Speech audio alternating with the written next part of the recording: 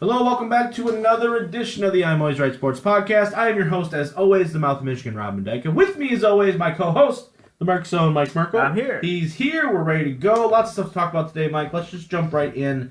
Probably the biggest news coming out of the sports world today is the COVID testing for the NFL, right? Training camp is right around the corner, and it seems like there's some opt-outs. People are on the COVID list. We're going to talk about all that. Just your thoughts so far on the protocols that the NFL is trying to put into place. This 2 days on, 1 day off, and then out of 4 days, it's like 3 days of COVID testing, basically. The Lions kind of gave us a rundown of what they're doing, right? They did like a little video on the website there. Your thoughts on how the NFL is handling it, and you're seeing already probably an increased number of people already that have either got COVID or have been in contact with somebody who has it, which I don't really know how that works. I don't know how they know that. Like, do they have to write down everybody they talk to, like Grandma D, and then go all the way through? Give me your thoughts. They're doing what they can. I mean, they take after this is exactly what the NBA did when they entered their bubble system. Was they quarantined everybody and made them do tests every single day. And now when you look at the NBA, which we'll talk about later, they have no tests and they're running very strong right now. Right. So the NFL is like, hey, they did it right. And then as you see, and we'll talk about a little bit later also, that baseball is having a really hard time. And they try to do they did it a little bit differently though. And we'll talk about that. So how the NFL is doing is everyone's getting approved for their system, and they've been catching people coming in, which is great. Right. Because now you can send them away, so no one's. You're trying to cut everybody initially. So now. For sure. So now it's as safe as possibly can be. Right. With air quotes around it. Right. And that's the thing though is keeping these guys safe. We're seeing a lot of opt-outs though, not even with the COVID testing, but as far as people just saying I'm out for the year, like I'm not coming back. We've seen. Every New England Patriots player that plays on the New England Patriots is out, right? You've seen guys like Dante Hightower are out. Patrick Chung is out. We've seen Devin Funchess. He's gone. Just to name a few, but like this list continues to grow of players who are definitely like, nope, it's not worth it. I'm just sitting out for the year. Your thought, EJ Gaines, another guy I just saw today that said he's sitting out for the year. Are you concerned at all that this is going to become even more spread? This is going to continue to grow and grow and grow, where we're going to see bigger name players start to go out and say, you know what, maybe this is not the time for this, and we're going to see a very dilapidated kind of NFL season because of it. Yeah, that's been my biggest concern is that, like, the NBA, not a lot of people opted out. Like, everyone's like, and maybe it's because it's more of a playoff format than a regular season format. So they're like, all right, like it's only like 10 teams, and we gotta get this through this little part at a time. But the NFL is looking at 6 months of doing this. And the NFL has a lot more contact, so it's a lot more dangerous for people to get to each other and whatever. I do think it's gonna get a lot diluted. I don't think a lot of the star like quarterbacks or those type of players are gonna leave. So I think you'll get good production there. But I think like the bottom teams that only have, like, we can name the Jets because they lost C.J. Mosley because of it. Right. Now they're going from they could be interesting to like they have absolutely nobody now because they traded Jamal Adams also. Now their defense doesn't even have a name on that defense now. Right. So I think there's a lot of those teams where you only have a few star players. Like, honestly, for the Lions, Galladay and TJ Hawkinson are both on the list. If they both like decide to opt out, you're kind of like, it's gonna be a rough go. As a team that doesn't have just plethora of talent all around, losing 2 or 3 star players and maybe losing like one guy on the defensive side, you're like, man, now it's like Stafford right now is on the COVID list, right? Where it's either he has it or, which I find highly doubtful, just based off of the fact of where his family situation is and everything else, and also the fact that he's been come in contact with somebody. But, if Stafford, for instance, were to opt out of this season, there is zero reason to watch the Lions this year. Like, zero, because they're going to be awful. Like, I don't care who your backup quarterback, unless your backup quarterback is a guy like Jameis who's got legit starting capabilities, it's not going to matter. So I do think that certain teams, like I think the Packers losing Devin Funchess is a huge loss, just because, not that Devin Funchess is the be-all end-all, but the depth at that position for them is weak. Like, if Hawkinson were to opt out, we've got Jesse James, who was a disaster the last year. Isaac Nana doesn't seem like he can catch very well, and then they got an undrafted free agent that they have in the tight end room right now. That's it. Yeah. So there's not like you said, there's not a plethora of talent in some of these position groups where you go, oh yeah, that's going to make a whole lot of sense. Yeah, and for us it'd be like if Marvin Jones left, like your second best technically. Yeah, right. If he leaves, you go. You have Galladay, like they have Adams, but it's like after that you don't really have much you're working with after that. Mm-hmm. So I think that's a big issue. Like I don't think the Chiefs have that big of a problem because if you lose like Sammy Watkins, you're like, we still got 9 offensive weapons here. You know, like we got Mecole Hardman, we got Tyreek. Like their running back opted out. It's like, all right, cool. We have, dude. we have like 3 or 4 backup running backs that do the same. Like there are teams out there that if they lose a few people, you're like, okay, but they could still, they're still survive. You're going to be good. But like there are some teams where it's like you lose 2 or 3 guys and it's like you're almost unwatchable. Do you think that it's almost like the domino effect is waiting to happen? Like say a guy like J.J. Watt, right? You know, says and goes, you know what?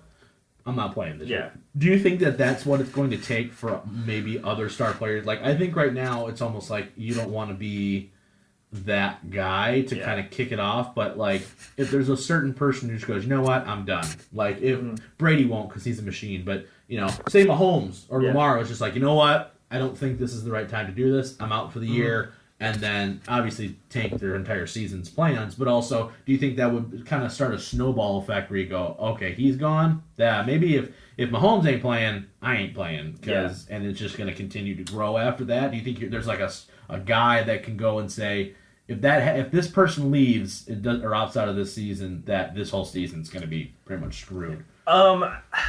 See, I'm conflicting because I think it depends on the team and the. I think there are a few guys. I think if like a Russell Wilson did or a big leader of the NFL did, like as you said, J.J. Watt, I think it would. But I would honestly be shocked. Like if like say like in a hypothetical like a Lamar Jackson or a Patrick Mahomes, only one of them left. Yeah. I think the other one's like I'm gonna stay. Because now I have an even better shot. You're not in my way anymore. Yeah, you know what I mean? Like, I think there are people with that mentality where it's like, now, like, that big team is out of the way. Like, I think if Russell Wilson left, I think a lot of teams would. But then, like, guys in, like, the 49ers would be like, wait, if we stay, we just got a pretty easy road now, right? So I think there are teams with that kind of mentality that are just going to be like, if a few people leave, maybe it's just easier for us. Yeah. But at the same time, I do think that a lot of people, if a big enough name does leave, like a Russell Wilson, I think a lot of people are going to be like, he does. Yeah. Right, exactly. Why am I playing if the best guy or second best guy? And I think what you'll wind up seeing too is a worse product because the people who will play are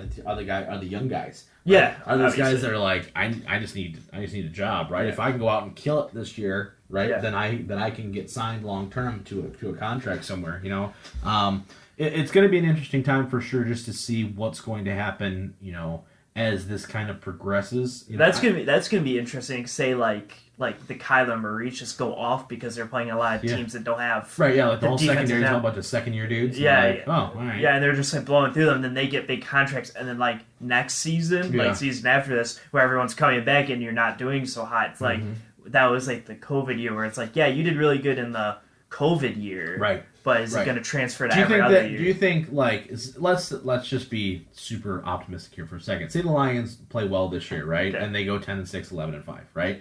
That's my like high mark for this team, right? Yeah, that is my high mark too. So say they play well enough, they make the playoffs, right? And say they win a playoff game. Does their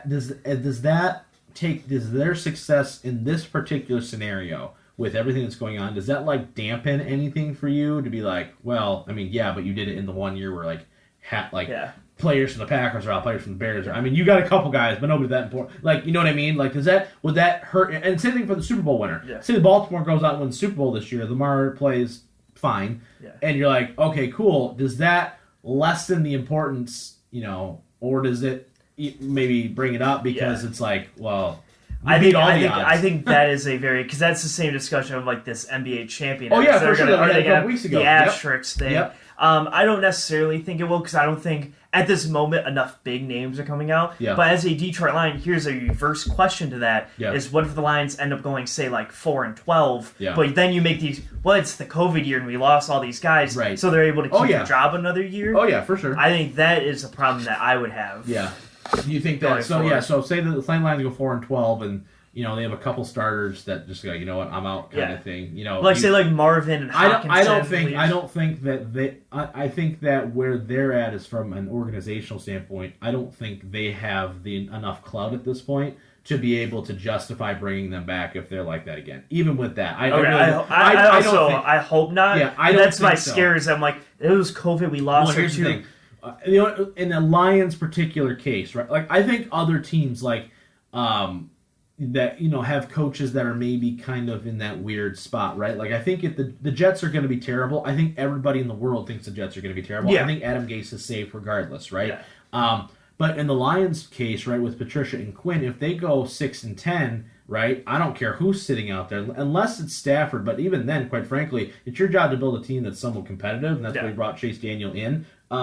If you're 6-10, 4-12, whatever, I don't think they have enough rope left to be to extend it a year. Plus, with the new ownership, the last thing I think that the new owner is going to want to do is she's going to be like, well, let's just continue to settle for mediocrity instead of blowing it up and getting it right. You know what I mean? So I think this is truly, unless like disaster happens, we're like, all right, Stafford's out, Galladay's out, Swift's out. Like if everybody's gone and this is just third stringers versus third stringers, then maybe. But that's the most extreme case possible, where it's like there's no Rodgers, there's no Khalil Mack, there's no Stafford, there's nobody, you know what I mean, kind of thing. Then I think maybe, but I think that's more like a league reset where everyone just goes, let's just not talk about that year and we'll go on to it. But other than that, I don't think that they have enough. Because that's my big worry I'd be going pissed, in. quite Is frankly. if we go 6-10, they're like, listen, this was the year COVID. Like, give us. If another, Stafford opts out, though, then you might as well just prepare for everyone to get fired because this team's gonna be terrible without him. So basically. It's gonna be a rough go. Anyway. Let's talk baseball while we're on this same topic because baseball just started up. Tigers are 5-2. We're excited. Woo! First in the American League, or at least tied. Yeah, tied. Right, I think with Cleveland. So 5-2, starting out hot, which is interesting to say the least, right? But at the same time, now we're getting reports out there. The Marlins are obviously the first team to kind of get like, all right, stop it. All right, sit down. But the league is as a whole. It's Rob Manfred, the commissioners, kind of said, "Hey, listen, the teams better start being a little bit more vigilant on what they're doing after the games because if this continues to grow and more teams having to get quarantined, the league's going to be done. The whole season's going to be gone. And we're already at a modified game. We're already doing modified double headers where maybe it's only going to be 7. Like they're trying everything possible, to the league's credit, to get some sort of a season in, right? Take the money aspect out of it for a second. Just from a fan perspective of, listen, we got to give them something. We're trying to give you the best solution we can. But if, more and more teams happen, we're not going to see a season at all. How concerned are you, Mike, with the fact that we're 7, 8 games in, and all right, that was it. Sorry about you. It's rough because I think I'm not as big as a baseball fan as, say, like, I think it scares me more for the NFL season. Oh, yeah, for that's sure. coming up because they have a lot more. I think that's about 90% of the population. Yeah, I think that's a lot more. There's a lot more worried old guys that are sitting in their lazy boys that are watching every Tigers game with their little pen and pencil like, that was an out, that was not an out. Those guys, everybody else is more concerned about the NFL. No offense. It scares me a lot because I think the NFL is doing a better job at testing people. Like I think baseball, baseball is like you get like we're gonna do a day or two, and then we're gonna do it every single day, but they're not really into it, and then they're not keeping track of everybody after the game and stuff. Baseball, I'm scared. Yeah, it's to say the least. I'm very scared. Yeah, it's going to be tough because and we talked about other possible solutions. Like the NBA is clearly doing the best. We're going to talk about that in part 2 of this show. But with what you have to do in the travel schedule, I mean, I think what we talked about, our solution would have been just to have everybody in your division just kind of be hauled up into a place and take over a couple hotels. Play at a neutral site that's all agreed upon, right? Mm-hmm. Like everyone plays in Cleveland. Where I don't care. There's no home field. There's no home field advantage. There's no fans. Yeah. So and just roll with going just your divisional games. Winners of that divisional go, and then we have the teams in the playoffs. Yeah. And, whatever the case may be. But because there is still some traveling and that kind of thing, you're obviously getting exposed to people every single day. Mm-hmm. And because they're not in this bubble like the NBA is, where you're really just like, all right, see ya tomorrow kind of thing, and hope to God you don't get COVID tomorrow. Like, that's really the goal. I think they could even expand it upon that because they're playing, like, like the Tigers are in the AL Central, Mm-hmm. so they're playing the NL Central teams, Mm-hmm. and they're all like Chicago, Pittsburgh, all those teams. You could put all 10 of those teams Yeah, for sure. in a bubble Yeah, for system, sure. Yeah. and then play all 60 games in a bubble system, Yeah. and then have done it instead of just like your division. You could play Yeah. the AL and NL of the same division in Right. one area or whatever, and I think that would have worked a lot better also, but... Yeah, it's hard, right? It's hard. And, the logistics of it, obviously taking people away from their families for, 2-3 months at a time like that, because that's what the NBA is doing, right? Yeah. Like, it's not like LeBron's kids are with him, right? Yeah. Well, I mean, I think the caveat to that is that once you get down to like the semifinals, you're going to be able to invite your family back in. Right. So I think Which that's is the nice. incentive of Yes. I'm only going to be gone for like a month and a half, and then you Right. guys can come in and Right. join me or whatever. Yeah. So and It's- where baseball, you would have that like No, you wouldn't have that luxury. Yeah, because you'd have 3 months until playoffs start. Yes. And then the playoffs would be another month and a half. So Yeah. that's like Right. almost 5 months. Right, yeah, it's difficult for sure. They're walking a fine line here. Like you even see it in the broadcast, right? Somebody hits a home run, there's no high fives, it's all air fives, it's whatever, right? But at the same, there's only so much you can do at this point in time. So it's kind of like they're trying to figure out a solution, and I give for as much crap as the league as MLB gets for handling certain situations like the Astros scandal and what have you. I do think that them coming out and being like, hey, we got to clean this up, because if not, we're all losing money. We're all this whole season's gonna be gone. And the fact that they're addressing it as quickly as they are, because they're seeing it's like, okay, this is coming quick, and two, from a scheduling perspective, it's hard because okay, the Marlins are out for 2 weeks or whatever.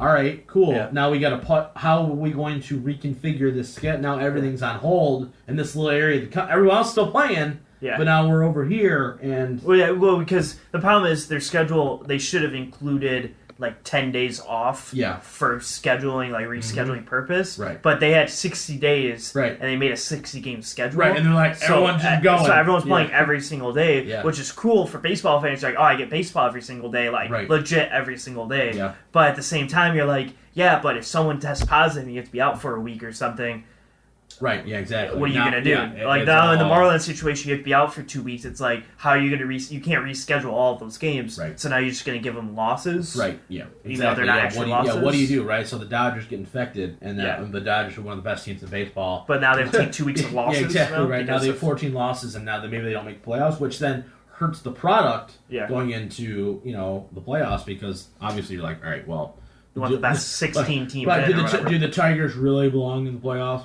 Probably not. But at the same time, with certain situations, it's a legit possibility at this point. Maybe it's just last team standing with the most impact players. Yeah. It's like, we're We still got it. here. We're in. Yeah, right. We're making it slowly but surely. So it's going to be extremely interesting. Let's cross our fingers and that we get some semblance of a baseball season, if nothing else, just to give just to give the fans, just to give the players, just to have something, right? But I mean, right now we went from having nothing to now, like, I saw a calendar out there. It was like, okay, today they've got NHL games, NBA games, and baseball going all at the same time, Yeah, right? and then soccer's on there, and UFC's on there, and right, they got a lot of stuff going. Yeah, it's all being wrapped up into one big, every single day. It's like, oh, geez, what do you watch now? Even if baseball goes, there's still sports. But the problem, once again, is like if baseball's all you care about, right, and you lose that, that's gonna really suck for sure. So let's hope they can figure that out, and everyone just be cool. It's basically be cool. Yeah, be cool. It's be really cool, and just go home. Yeah, and hang game out. and home, and Yeah, just go home. exactly. Game home. That's Yeah, it. That's it. That's all you get. You don't get anything else. Okay, millions of dollars. You can DoorDash forever. All right, that's going to be it, Mike, for part 1 of this show. At part 2, we're going to be talking the NBA. They're back officially in full swing. We're going to talk about that, and we're also going to be talking some Madden 21 ratings, some new abilities. How excited are we for the new video game? I know you're excited for sure to kick my butt every single time we play it, so that ought to be fun. He gets a clap for that, of course. Yes, sure. All that good stuff after the break. Stick around. Hey guys, it's the Mouth of Michigan, Robin Dyke. Just reminding you once again that we are live every single Monday, 7 a.m. with your favorite Detroit sports podcast. on all your favorite streaming sites. We love the feedback that we're getting from you guys. We appreciate your growing support, and the best way to support the show is, number one, to subscribe to the show on your favorite streaming service. Also, go into our YouTube page. Just go to I'm Always Right Sports Podcast in that search bar. Click that subscribe button and click the notification bell. You know when we're posting every single Wednesday at 7 a.m., so make sure you don't miss that. Give us a like, give us a comment, let us know if we're right or wrong. But you know we're always going to be right, hence the title of the show. We really appreciate all your support. Be sure to go and buy the official t-shirt of the I'm Always Right Sports Podcast at belowthecolor.com. We really appreciate it once again. Thank you for all your support. Stay safe out there. Now here's part 2 of episode 88. The road to episode 100 is officially underway. Welcome back to part 2 of the I'm Always Right Sports Podcast. Episode 88. The road to 100 is on. Big stuff coming for episode 100, I promise you, especially in regards to this bad boy over here. If you're listening to the podcast right now, I just pointed to the I'm Always Right 24/7 championship, currently held by the Merck son over here, Mike Merkel. But I have to bring it every single day. I know. God. Yeah, it's so much more work. Staring at me, mocking me in the face. It's fine. But let's jump right in here, Mike. Let's talk NBA action here. Lots of stuff to talk about with the NBA, considering the fact that we're actually in the actual regular season games now, right? Yeah. No more scrimmages. We're talking, legitimate. These have impact on the standings. Before we talk about because we've already talked about a little bit how the NBA has done a really nice job of kind of quarantining everybody, right? But before we talk about that, I want to talk to you about just the quality of the game so far. I have not had a chance to watch a ton of basketball. You, on the other hand, are on it like nobody's business. So. Talk to me about in your aspect. We talked so much about the return. We predicted. We already told you who the NBA champion's going to be. So yeah. If you haven't listened to that episode, go back into the archives. But give me your thoughts on just the quality of play, the rate of play. We're seeing just based off the scoreboard, seeing a lot of blowouts right now. But at the same time, I don't know what that's attributed to. Yeah, well, it's a fair amount of blowouts and overtime and very close games at the same time. Yeah. I think. I like super high scoring. Yeah, I like just about everything about this restart. I think it's better than almost anyone could have predicted it could have been. Yeah.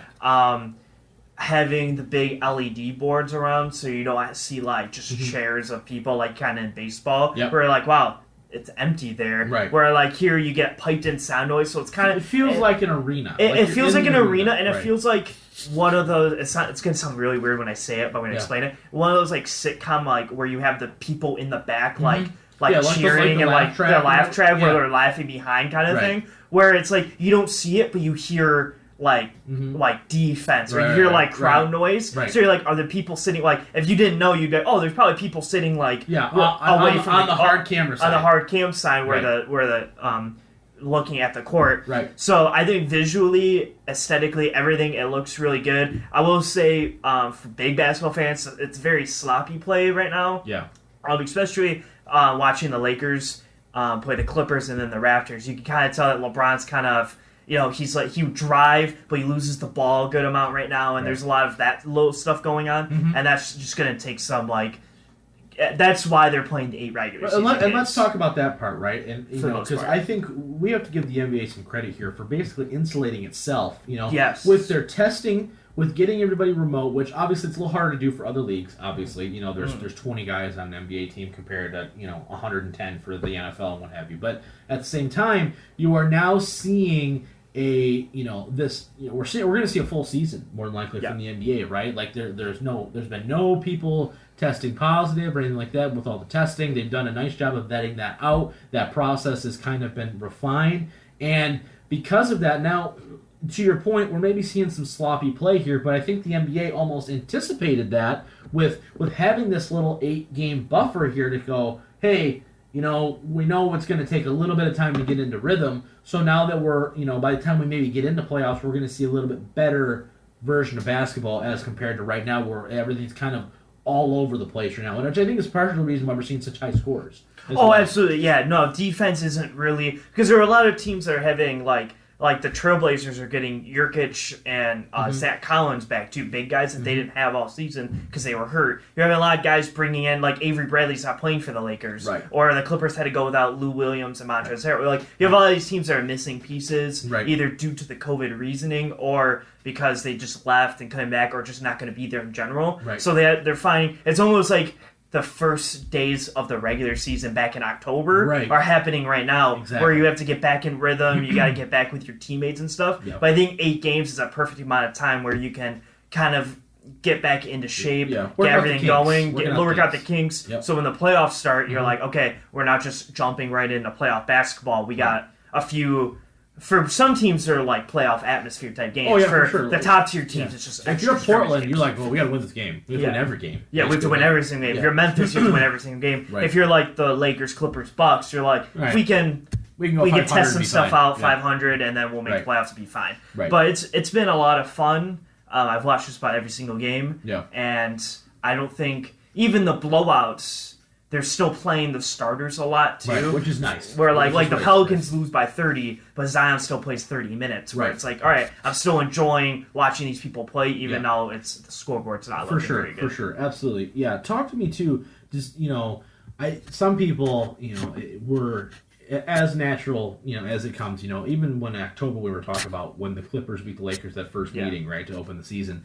And everyone was making a big deal about it, right? And we talked about, all right, let's pump the brakes here. It's one game, you know what I mean? Yeah. And now we're kind of seeing the opposite of that. Not just that Lakers win over the Clippers, but now Toronto just beat LA, right? We're seeing, and because every game, there's only so many games, right? Every result is somehow like there's a message, there's a hidden message inside that game for whatever reason. Based off of what you're seeing so far, are you concerned at all about some of these top teams where you're like, they just don't look like they have it right now? Like, does it change at all your predictions on how? When we broke this season down just a couple weeks ago, does it change at all how you look at how this playoffs is potentially going to break down? Do you see a team like Houston or the Mavs maybe coming out maybe a little bit farther into the year, where a team like the Clippers maybe not so much, or what have you?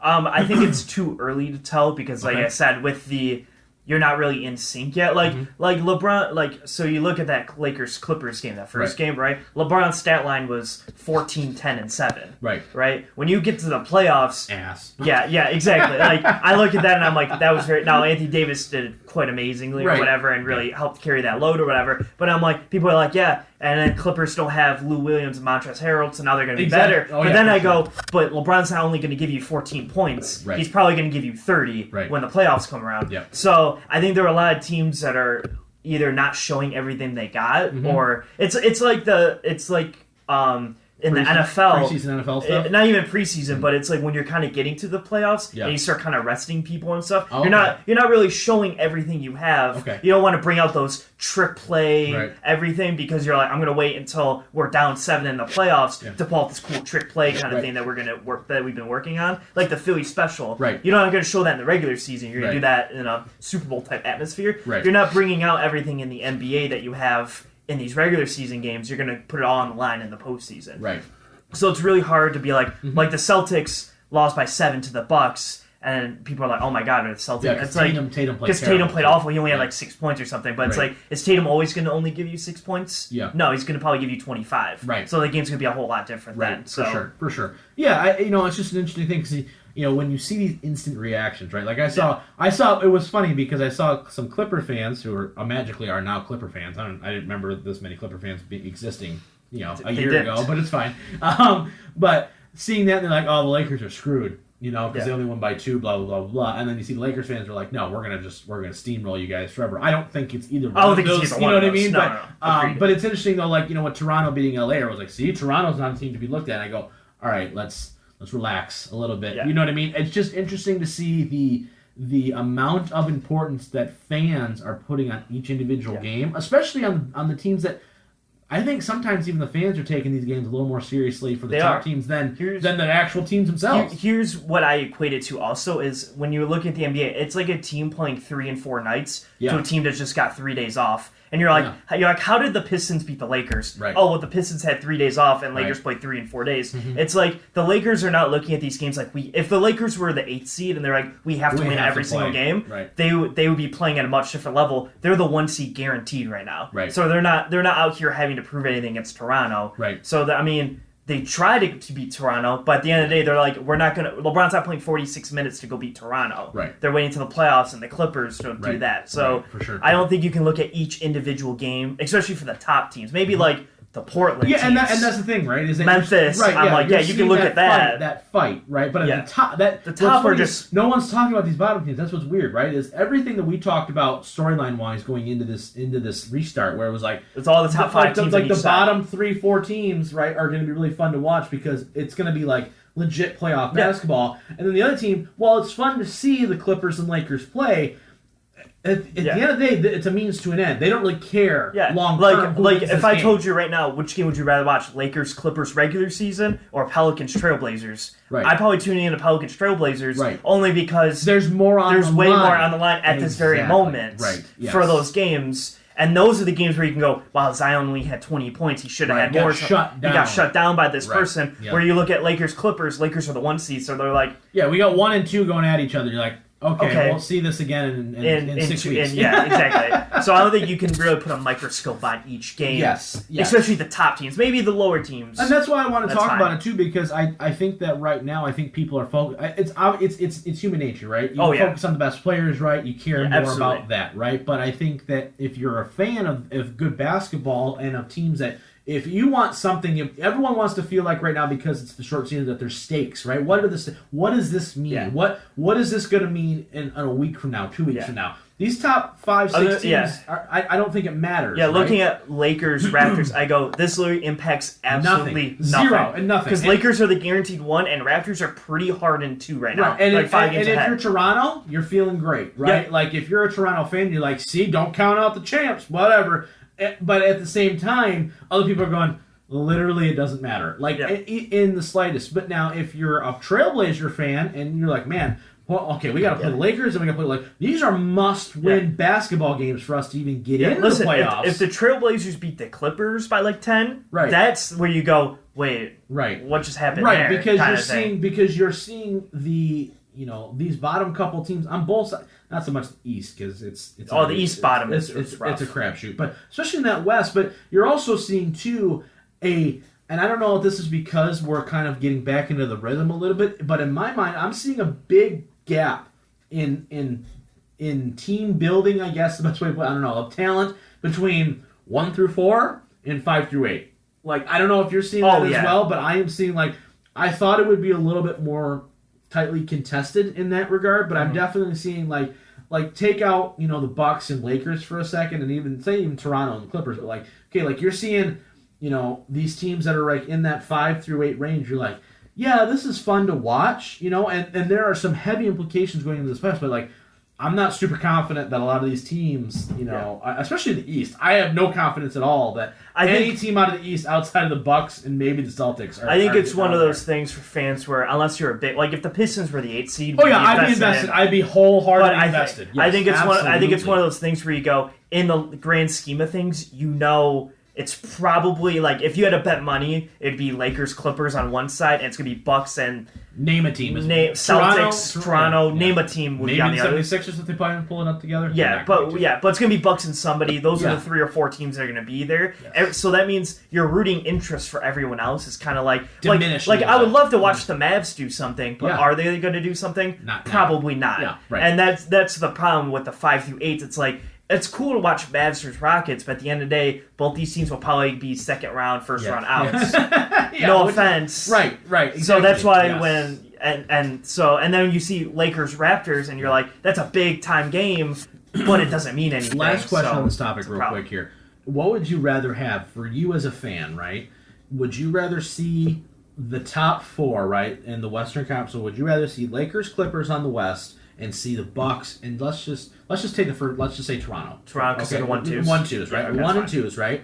Or would you rather have a team?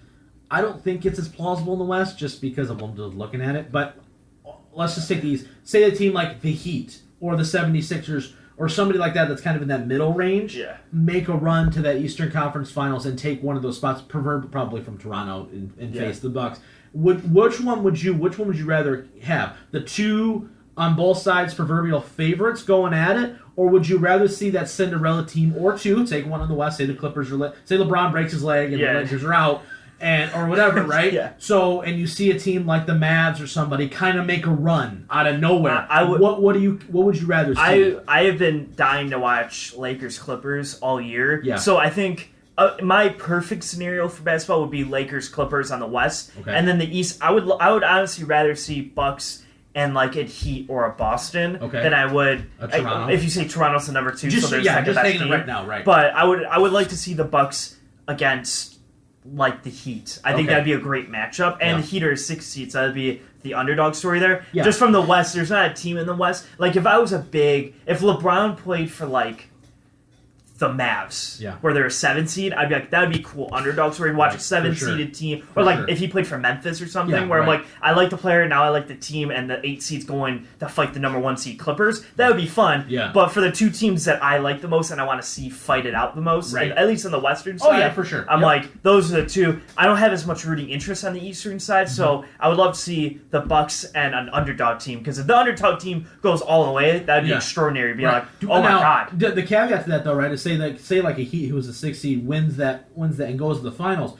Does it lessen then the NBA finals then? Because you're does. Because you're like, all right, Clippers or Lakers versus this team where you go, oh, that was a steamroll. That was over in 5. This is going to be really sad to say though, but in the NBA for the last 5, 6 years, I've really felt that it was okay. So the Western Conference Final is the NBA final, and then you get to the final, and then you're just going to steamroll the Cavs anyway, or whatever it is. Like, I really felt that for the last 6 years in the West anyway. Yeah. So I don't think last year was the inverse, where it was like, whoever wins this, the Warriors are a wounded dog at this point. Yeah, so it's Bucks Raptors going to win the title, whoever wins that series. For sure. So I've always felt there's one of the conferences that are like, that's the finals, and then there's like the other team that's in the finals, but they're going to get steamrolled. Exactly. And so that's kind of like if the Heat made that run, I go, I'm just used to like a team like the Heat making the run, but then they're just going to lose in 4 to the Lakers or Clippers. Right. So. Yeah. It's going to be interesting for sure. These playoffs I think are going to be a lot closer, I think, than some people. Absolutely. I think outside of like maybe the top couple. I think once you get to the semis, it's where we're really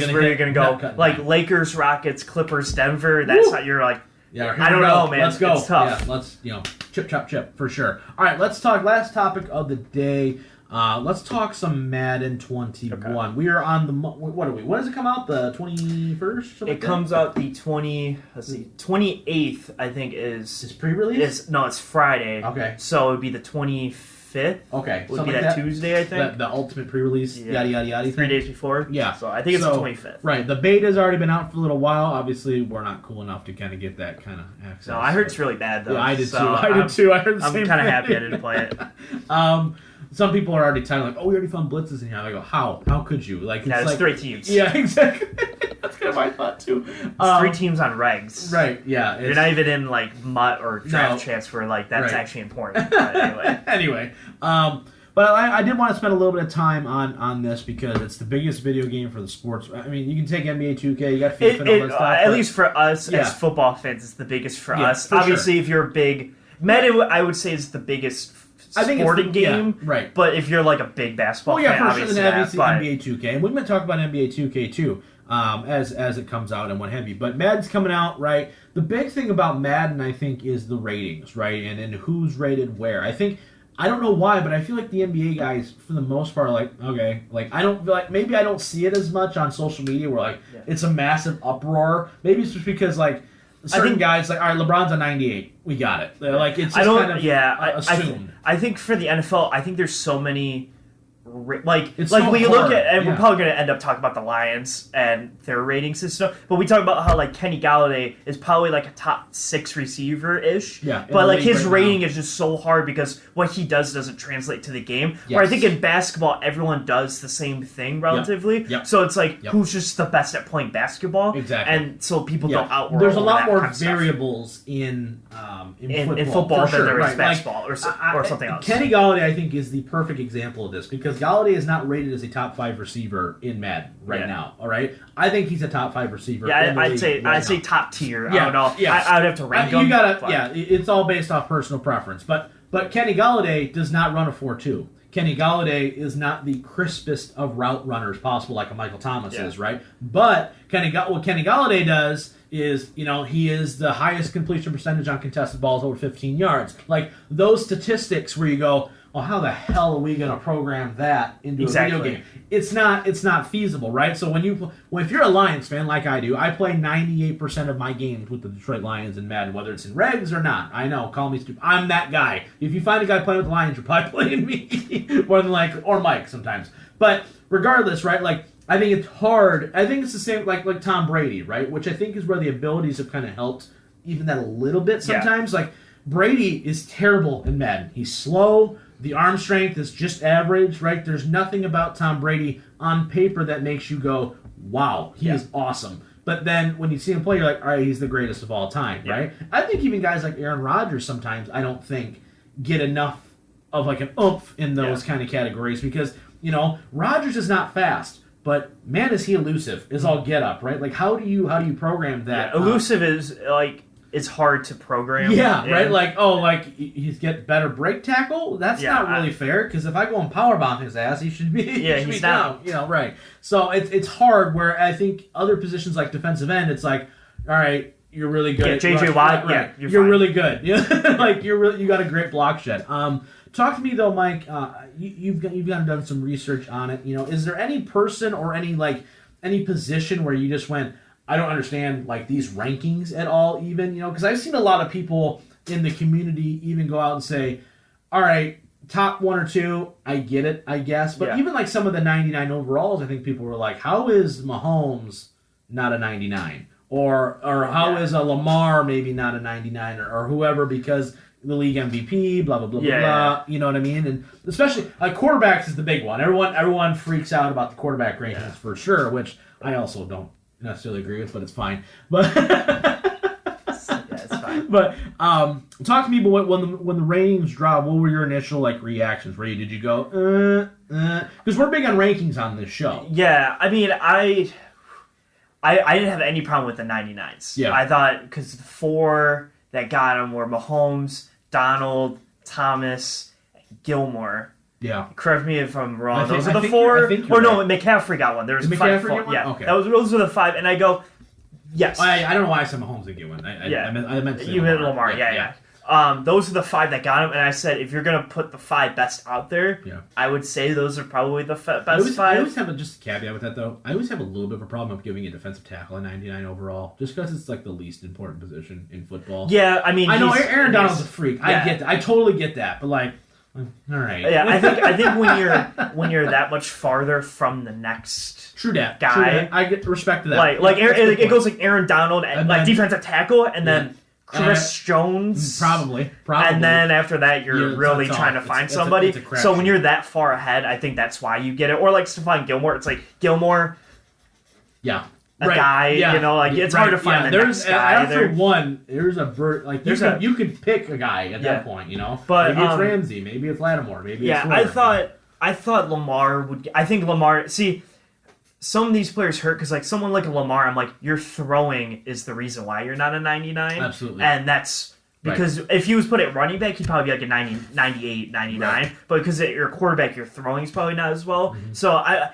don't think I had many direct issues with the ranking. Not like everyone's every player wants to be higher than what they are. Yeah, right. But I think for the most part, what I saw, I thought everyone, even, here's the thing, I was shocked that someone like Okuda was like a 77 or 76. Yeah. I was like, you haven't played a snap and you're a 76 already. Here's my thing about that though, right, is because you can't predict who they are, right, or what they're going to be at this level, I think they should just go by draft position at that point. I really do. I agree. You know what I mean? Yeah. I think all the top first rounders were 70. Like Joe Burrow's a 76. I think Chase Young was a 76. Okay. I think they're all 76s in their own right because they probably do that. Right. It's like they try to make Okuda was number 1 corner in college, and he's the number 1 corner on the board. He should be ranked higher than AJ Terrell or he is. Yeah, you know what I mean? AJ Terrell's like 73 or whatever. Anybody else in that quarterback position, he should be higher than. Based off agreed. That fact. But I was just like.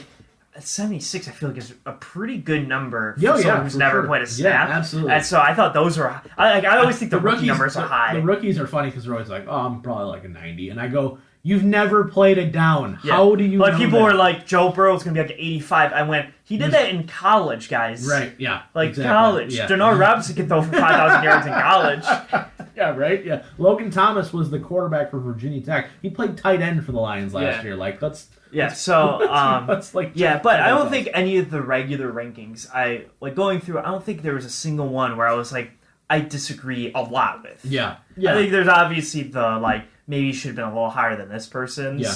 But I thought they did pretty good actually. My one critique will always be, I know because he got hurt, it's fine. But Stafford definitely should have been higher. I knew that's what you were going to say. Been way higher. Just saying. Like he's at 84.